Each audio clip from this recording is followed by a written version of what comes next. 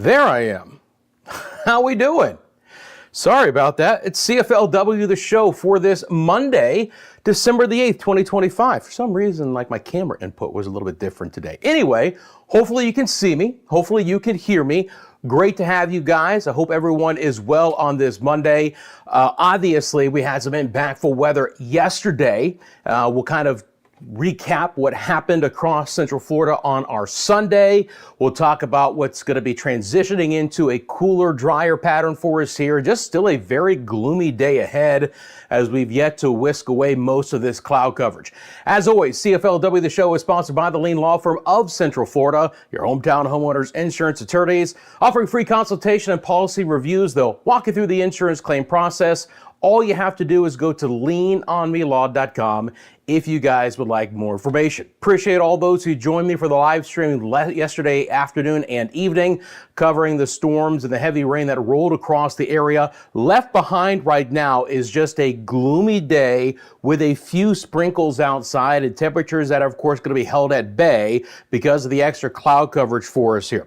At this point in time, the boundary that brought us the significant weather yesterday is beginning to work its way off towards the south. This is what it looks like right now on the surface analysis for you guys. So the boundary is just beginning to kind of meander. Now, the main focal point boundary is back down towards Lake Okeechobee. There is a secondary, very weak front or wind shift line that's beginning to push through Central Florida. And you can clearly see that temperatures along this weaker second boundary are much cooler to the north right now. You've got Gainesville at 64, Ocala the same way, the Edgewater, New Smyrna Beach area 66, Daytona 64, but south of the boundary, not that far away, temperatures are still mainly in the upper 60s or even the lower 70s. The reason why is Ocala has a due north wind right now, and Crystal River has had an easterly breeze that's just beginning to come to the north. So winds are beginning to swing as this second boundary comes through. That's going to bring in the north winds, the cooler weather, and the drier conditions for you guys. Hope everyone's doing well. Good afternoon to you, my friends. Great to see you today. Hey, Chessie, how we doing today? Spring Hill is in the house. Mix of sun and clouds, 71 degrees at this point in time, with a west to northwest wind on the lighter side. Had about 6/10 of an inch of rain yesterday. That was actually on the lighter side in some areas. Now, we'll look at the radar estimates from the rain totals from yesterday, but it was gradiated from north to south. Generally, the farther north that you lived, the lighter the rainfall totals were. The farther south that you lived, the warmer the higher the rainfall totals were. Hi, Nancy. Good afternoon to you as well. 67 degrees in Wedgefield with 97% humidity. Yeah, and a little bit of drizzle for most of the morning hours. I'll bring on the radar composite here, and that's all you're going to see for today. It's just a little bit of light rain or sprinkles with our overcast skies. There's not a lot of lift left in the atmosphere. All of the energy is now off to the south of this southern boundary. There could still be some heavier rain and a few storms in the far southern third of the state, but I'm not expecting that for us here in Central Florida. We've seen the storms pass. Now we're just left over with some of these, overcast conditions and a few sprinkles the remainder of the day. But generally speaking, as we get deeper into the afternoon, I'm a little bit optimistic that we could get a few even hits of sunshine returning for us here. So no real big appreciable rainfall for the rest of the forecast. Hey, Blue Goose, good afternoon to you as well. St. Augustine in the house, 63 degrees. Again, north side of that second boundary. Temperatures there are on the cooler side with the humidity and a very gloomy day. Good to see you, Blue Goose. How are you? Hey, Jaden, good afternoon to you as well. Jaden, a friend of the channel from Aruba, but is actually visiting Central Florida right now. Jaden, I don't know why you're here. I'm going to assume it has something to do with the attractions, and I appreciate you tuning in, but get out and enjoy Central Florida while you're here, my friend. I know the weather's not great today, but it's not horrible, and the weather's going to be much nicer for the next couple of days as well. So I appreciate you tuning in, but I hope you're enjoying Central Florida while you're here as well. Speaking of what's happening right now, what do you say we take a look at our live cameras here on the channel? So let's get into our live cameras, our live look outside to Winter Garden. This is going to tell the story through most of Central Florida. I mean, it is just overcast outside right now. Not a lot of wind, right? Eventually the winds will freshen up a little bit as the drier air begins to mix in. But while we're stuck under this overcast conditions and the still relatively moisture-laden air, don't expect there to be a lot of breeze outside. Yes, it's cooler, but it's not like it's outrageously cold. You can see the temperature scrolling at the bottom of your screen. Again, some 60s, a few 70s outside. We're knocking things back to kind of more where we should be for this time of the year. It's slightly cooler than average, but it's certainly not outrageously cold. Another overcast shot from Winter Park, the lean log cam there. If you look on the right-hand side of your screen, again, maybe a peak of sun trying to hint into some of the clouds, breaking apart some of these low-level clouds, and that will just be a trend that I expect for the rest of the afternoon hours as drier air continues to try and filter slowly into our area. Conway cam, overcast conditions. We're looking off towards the east, so right along the east coast, if you look right along the horizon, you can really see there's some moisture-laden cloud coverage there with those darker cloud bases. There is the opportunity for a few sprinkles to try and, stay along our east coast the remainder of the afternoon and even the evening hours, but that would be about it. Nothing more than a few sprinkles outside. And again, not a lot of breeze there from the Conway area. Same situation for the attractions as well. Again, it's overcast, but being outdoors, not a big deal. The other thing about it too is, honestly, you probably don't need the rain jackets or the umbrellas any longer. Whatever activity we're going to get is going to be on the very light side. And so if you're headed to the attractions today, it's more about just addressing appropriately for the temperatures, which we've basically reached our daytime highs today already, and temperatures should slowly begin to drop as we get into the evening hours and overnight. But it's going to be a slow drop for the most part out there. Hey Cujo, how you doing? Good to see you. Appreciate everyone tuning in. While you're here, thanks for taking a quick second, hitting that like button for me. If you haven't subscribed to the channel, please subscribe as well. Appreciate everyone who tuned in yesterday. We had over 13,000 views with our live stream yesterday, so that's great to hear. Of course, this is a live-only channel. We do these live shows on Monday and Friday, but we really cover the significant weather across the area on a live basis too. So this is what it looks like radar-wise from the Melbourne radar. And again, here in Central Florida, it is a couple of sprinkles here and there, maybe a couple along the coast, but that could just be some radar clutter as well. So nothing very significant overall, and that's exactly what I expect. If we go back in time and we take a look, and I'm going to just drop off the radar data here real fast, and we take a look at the overall rain that we had yesterday as a radar estimate. So I'm going to go to precip amount, and then I'm going to come over here to the 24-hour total. So hopefully this works. It might have, oh, no, he did, good. I was like, it shouldn't reset at midnight, but this is a newer product that I'm using, so still getting a little bit of accustomed to it. But here it is, right? So if you look at your legend, when you get into these blues and these indigo colors, that is the heaviest rain we saw yesterday. Northern sides of Pinellas, southern sides of Pasco, northern and northwest Hillsborough, through southern Sumter and northern Polk and southern Lake, through a decent amount of Orange County, and that moved into the northern sides and central sides of Brevard County, where we had our severe thunderstorm warning yesterday. So we had the flash flood warning for the Citrus Park area, right? That includes like Odessa and that part of Central Florida. When I bring on the overall rain that we got, the model is going to show you a couple of areas here in these darker colors that were pushing 5 inches. Now, the flash flood warning talked about areas that had potentially up to 7 inches of rain.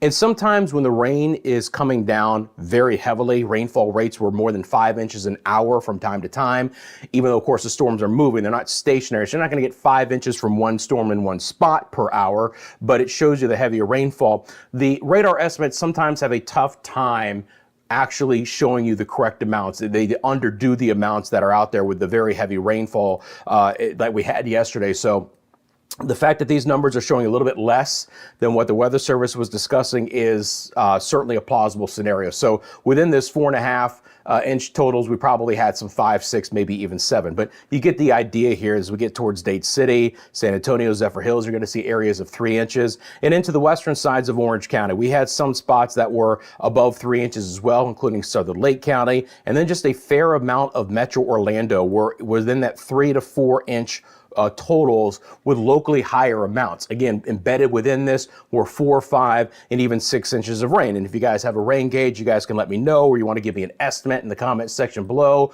What about flooding? Did you get any of that yesterday? We had a lot of urban flooding, street flooding outside, ponding on roadways, that kind of scenario here. Again, there was a flood advisory for Lake and Orange counties, but there was never a flash flood warning. And again, farther north that you go, the rainfall totals were just lighter in general in our northern areas. Still were able to get a couple of inches of rain through most of Volusia and Seminole counties, including Sanford. And again, the Tampa area, you know, there was even a gradient from north to south in the Tampa area, but downtown Tampa, South Tampa, Pinellas Park, St. Pete, all averaged around 2 inches of rain with locally higher totals, and it was a little bit lighter along Manatee and Sarasota counties, coastal areas too. But that was the rainfall from yesterday that prompted the flash flood warning, that prompted the special weather statements, and ultimately we had one severe thunderstorm warning. But early into the evening hours, I was a little bit concerned about the possibility that could there even be a spin-up tornado along the West Coast. And if you guys tuned in for the coverage yesterday, we had several significant water spouts off of our East Coast, but they were moving away. Okay, so let's get into what's going to be happening for the remainder of the day. I'm going to bring up the infrared satellite imagery with our live temperatures here. So again, where you see kind of the brighter colors in this satellite imagery is going to be the higher cloud tops. It's still indicative of some really thick cloud coverage here. Let's bring on as well our winds. Our vector fields is what we call them here. I'm going to pull those on. And it'll show you again the fact that we're beginning to be enveloped by northerly winds, right? Still a little bit of west to east winds along that second boundary south of Lake Okeechobee, but we're beginning to see those northerly winds come in. And when I pull out and show you a broader view, you get the idea here that cooler weather is moving in. 30s, 40s, and 50s through most of the rest of the southeast. This is the visible satellite imagery one more time. And again, still a lot of cloud coverage here. So it's going to be a while, but by tomorrow morning, we're likely to get mostly sunny skies. And then we're likely to stay sunny through the remainder of the week. We've got a gorgeous forecast for the week ahead, so stick around for that 3-day forecast. But today, yeah, it's still on the gloomier side. And there is still some energy in the eastern and northeast Gulf that could still kick up a couple of showers. So it's just about the fact that whatever is likely to develop, the remainder of today is going to be on the lighter side. It's more nuisance rain than anything else, right? You can handle the temperatures. And by the way, when we talk about these temperatures coming up, this is my sweet spot. I don't know about you, but you know, we're going to be talking about lows in the 50s and highs in the 70s. And to me, that's fantastic weather. I'll even take it a touch cooler if you want to give it to me. And a couple of spots will probably drop it to the 40s as well. All right, so let's get into the forecast here. Nice Blue Goose. Hope you're doing well. Hey, Randy, how you doing? 1.5 inches in the villages south. Appreciate that report, Randy. Thanks for letting us know. 0.23. So again, Blue Goose and St. Augustine, a little bit farther north from the heavier rain, you know, 1/4 inch of rain. And again, let's reiterate, parts of Florida went through historically dry Novembers. We weren't historically dry through most of the reporting sites in Central Florida, but we were abnormally dry. And again, we need these cold fronts to get us this rain. We just don't like the severe weather that comes along with it from time to time, or the excessive rainfall which we got yesterday. But again, this time of the year, these fronts can stall out and hang up across the peninsula somewhere, and we can get locally heavy rain. It seems like every mid-December at some point in time, we get 1 or 2 of these fronts that hang up and we get 4, 5, 6 inches of rain in some areas in one day. But typically, we're not talking about days and days of rain because the north winds eventually come in and blow those boundaries off to the south and they dissipate. All right, so let's get into the forecast models here. I'm going to bring up the HRRR model. Now, I'll loop up the reflectivity first, but again, you're not going to see a ton left over here, right? Again, a sprinkle or two through the rest of Central Florida. Let me bring on the model timeline so you guys can see that. Top left-hand side of your screen. So again, this will take us out to Wednesday morning. There could be one more little shot of sprinkles or light rain across our northwest areas this afternoon that drifts towards I-4. So again, if you understand what I'm saying here, I'm not telling you it's a completely dry forecast the remainder of the day. I'm just telling you that the rain that's going to be out there is not going to be significant. So again, from Flagler County and Palm Coast through Lake County and Leesburg and the villages, and then back towards Spring Hill and Dade City. And then I-4, Deltona, Sanford, Altamont Springs, Orlando, Lake Buena Vista. We could get a light shower that redevelops. So you might have to hit the windshield wiper a time or two for the rest of the afternoon hours. After that, the north winds do kick in the drier air, and we should be dry from there. Now, this boundary will hang up in South Florida, and for anyone who has interest in South Florida, the Keys, even the northern Bahamas, it's actually likely to be a pretty wet forecast into Wednesday down there, as that front will allow a lot of moisture to develop along it. So anywhere from Fort Lauderdale and Naples south, so Alligator Alley south, Miami, and then all of the Keys in the northern and northwest Bahamas, fairly wet forecast. They're going to kind of see what we saw yesterday with the boundary getting hung up, and they could get some decent rainfall the remainder of Tuesday and even into early on Wednesday. But we'll kick in the north winds and help to dry things out here. The one thing we'll have to contend with a little bit in the next couple of mornings will be some additional areas of fog. So I want to look at that right now. I'm going to switch over to the surface visibility.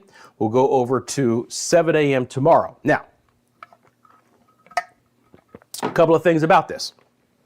I don't expect the fog to be very widespread, right? If we take a look at the actual numbers here, the Weather Service was mentioning some fog across the West Coast. Now, I looked at this HRRR model earlier, and it doesn't really show much. So I'm not expecting the fog tomorrow morning to be widespread, but it still could be locally dense. The winds aren't going to be very strong, and there's still going to be a fair amount of moisture in play. So in some sheltered locations, visibility could go under a mile. But at 7 a.m., the model doesn't show much. I'm going to back it up even 1 hour to 6. So again, this is before sunrise tomorrow for sure. And you still get the same scenario here. If you guys just follow my cursor, the crosshairs, never really saw much on the HRRR model. If we look at Wednesday morning, where again, the weather, oh, is that Wednesday morning? No, that was Tuesday morning. All right. So here's Wednesday morning, 6 a.m.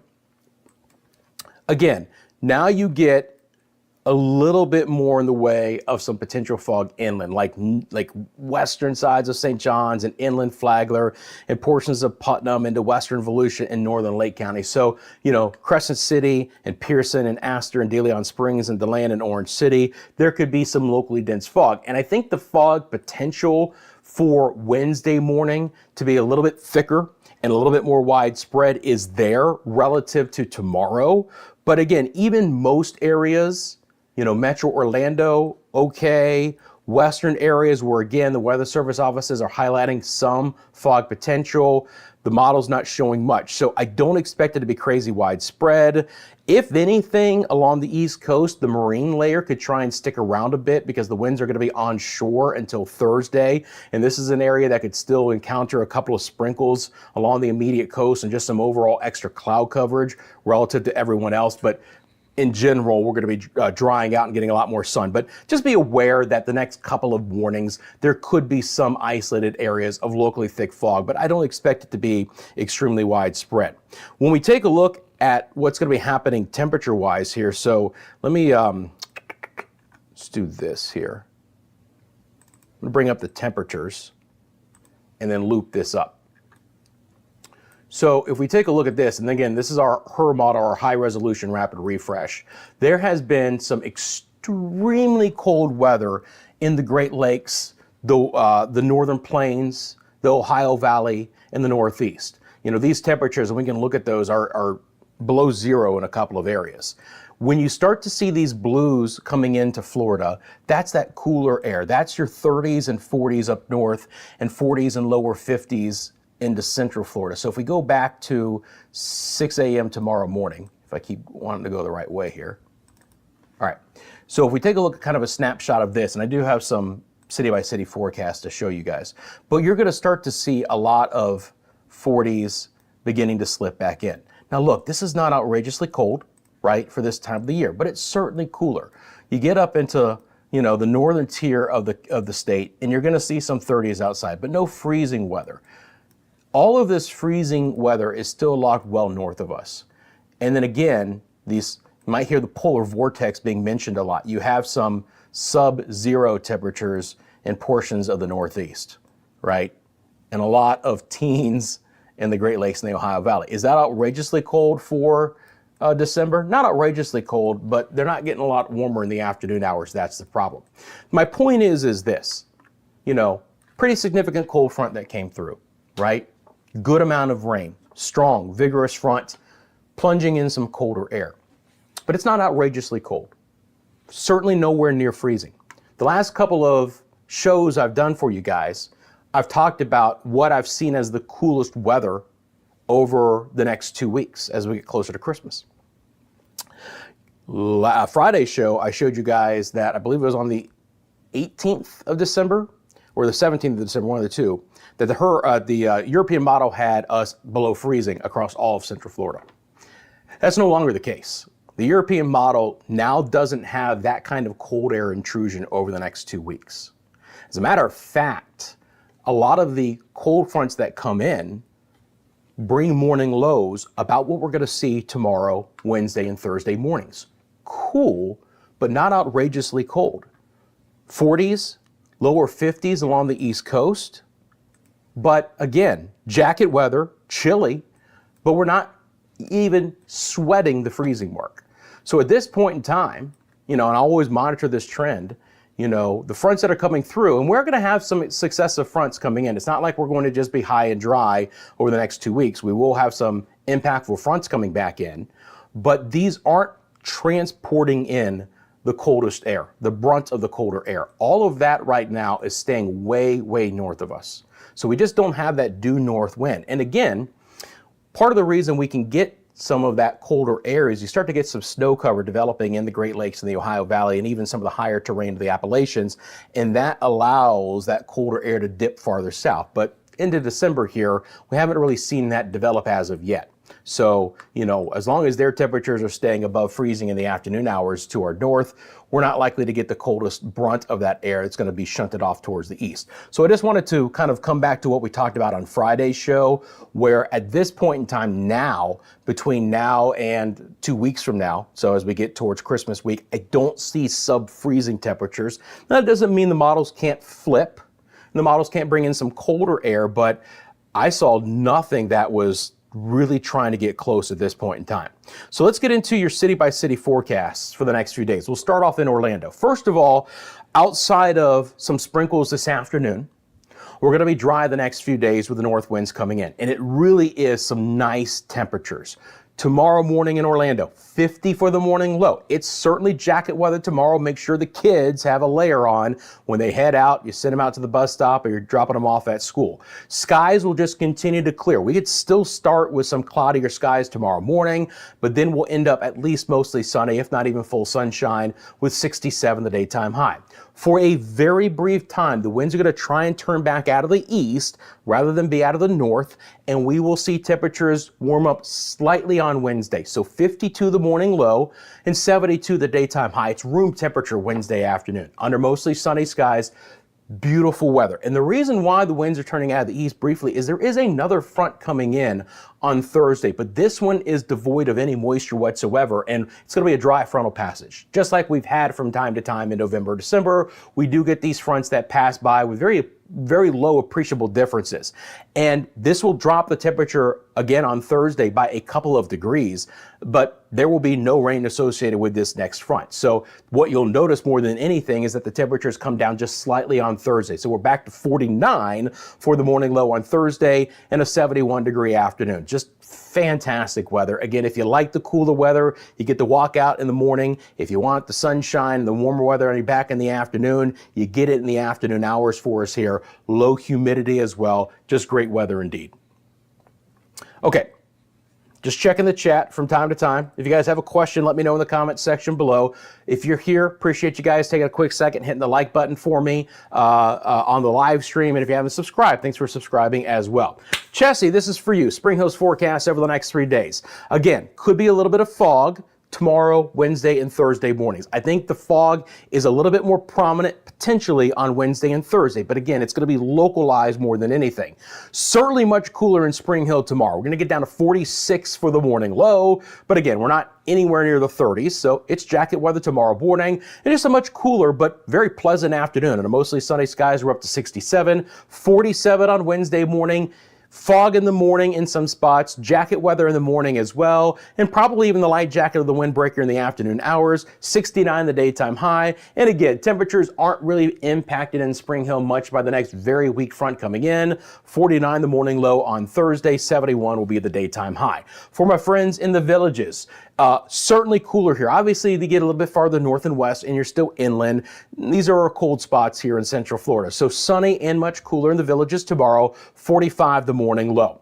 Probably the heaters will be working through the afternoon hours for our friends in the villages. 66 is it for the daytime high. So it's, layer weather if you're playing some golf in the afternoon hours, despite the fact that we're going to have plenty of sun. Still could get some fog through portions of Sumter and Marion counties on Wednesday and Thursday mornings. But again, locally, rather than widespread, sheltered locations will have the highest chance. Bottom line is a little bit of fog in the morning, plenty of sunshine in the afternoon, and cool days, but nothing outrageously cold. Temperatures just a little bit below average, but with the sunshine, it's going to feel nice outside. 70 on Wednesday, 71 on Thursday. Morning low both mornings will be at 46. Then you have a little bit of an onshore wind in places like Titusville and Satellite Beach, in Melbourne and Palm Bay. And their morning lows are going to be much milder than everyone else's. Now, it's still jacket weather tomorrow because temperatures won't climb nearly as much. Yeah, you're going to start off at 58, but the daytime high in Titusville tomorrow is just going to be under 68 degrees. And there could be a fair amount of cloud coverage from time to time. I think that's the one variable in the forecast that I don't have a great feel for is, do these easterly winds, even though the air is relatively dry, transport a little bit of cloud coverage across the immediate coast? It's not out of the question along our east coast, but hopefully if it does, it dissipates a bit as well. But there could be a few sprinkles as well underneath some of that area, including the Treasure Coast for sure. Jacket weather, 68.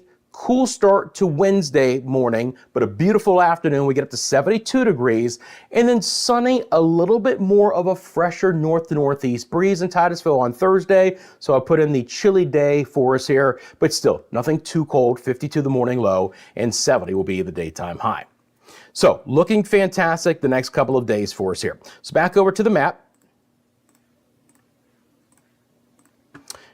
In the longer term, when we look at the forecast over the next 6 to 10 days, so again, this does not take into account the next 5 days. This is the extended forecast, which basically starts on Saturday and goes for through the next midweek hours here. I just want to drop off this radar tag.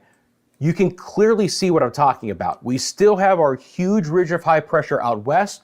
We still have the big trough out east. The brunt of the coldest air continues to go through the northern tier of the United States, but we get the fringe effects of it. We continue to get fronts coming in.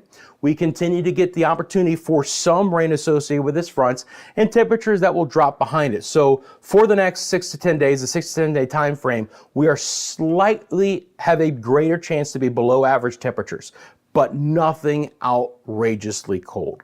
So we might average below, but we're not getting back into the 30s anytime soon. And we take a look at the rain associated with this, we actually have an equal chance of being exactly where we should be rainfall wise in the 6 to 10 day time frame. As the fronts stall and produce locally heavy rain in South Florida, they have an above average chance. But here's the interesting thing, right? Even though these fronts are coming in and producing the colder air in the mid-south and the Tennessee Valley and the Appalachians, just the overall southeastern United States, mid-Atlantic included, they're not bringing a lot of rain. They're not bringing a lot of wintry mixed weather. There's the likelihood that even though they're colder than average here, they're drier than average. So these are not moisture-laden fronts coming in, which is why as they move into our area and they fade, we just see an average chance for our average rainfall in the 6 to 10 day time frame. It could be a lot of snow in the Great Lakes towards next weekend and early to mid next week. Okay, does anyone have any questions about the forecast? Please let me know right now. We'll go back over to our visible satellite and our radar information here live on the channel. Let me loop that up for you guys so we can take a look at it one more time. This is a full 6-hour loop, so you get the idea that there's still some energy here in the northern and the northeast Gulf to pull across the peninsula, which could still promote a few light showers even behind our secondary boundary. But again, with the moisture and the lift in the atmosphere, just not nearly as concentrated. And there's that low, by the way, depicted on the map earlier today. But it's again almost kind of faded. It's elongated itself as it's moved its way across. and then the drier air begins to come behind that. You can almost clearly see here on the visible satellite imagery, see those striations and clouds there from north to south? That's that drier air beginning to pull in and beginning to poke some holes in some of that overcast in the western side of the peninsula. And that's all coming our way as we get later into the afternoon and especially overnight and into tomorrow morning. My friends, if no one has any specific questions about the forecast, I'll let you guys know that CFLW, the show, is sponsored by the Lean Law Firm of Central Florida, your hometown homeowners insurance attorneys. They cover the entire state. So from the Panhandle to the Keys, you get property damage of any kind, wind, hail, hurricane damage, flood damage. If you've been in an auto accident, they can help you out. They'll walk you through the insurance claim process. They offer free consultation and policy review. So you really have nothing to lose. If you want to support someone who supports the channel, check them out by going to leanomnilaw.com if you guys would like more information. Appreciate everyone tuning in. Thanks for so much for hitting that like button. Again, you have a question about the forecast, even if you're watching this as the recorded video under the live tab of the CFLW channel, feel free to drop it in the comments section below. I'm happy to answer that. If nothing else, I'll see you guys on Friday for the latest edition, on Friday for the latest edition of CFLW, the show. We'll cover Friday's forecast and the weekend and look ahead to whether the next front will bring us more heavy rain just like we had yesterday. Until then, my friends, great to see you guys. Thanks so much for tuning in. Take care, and I'll see you on Friday.